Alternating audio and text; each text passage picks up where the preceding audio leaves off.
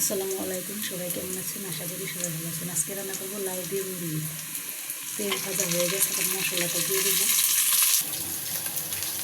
এখন দিয়ে দেবো হলুদ মরিচ।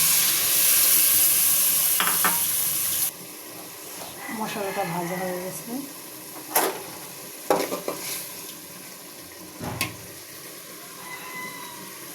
হালকা করে ভেজে নিয়েছি। মাংস দিয়ে মাংস দিয়ে দেবো।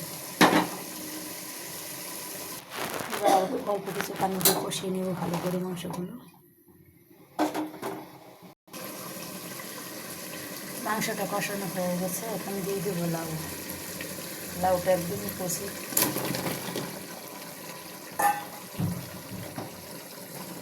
বেশি বাড়তি লাউ হয়ে গেলে আবার ভালো লাগে না।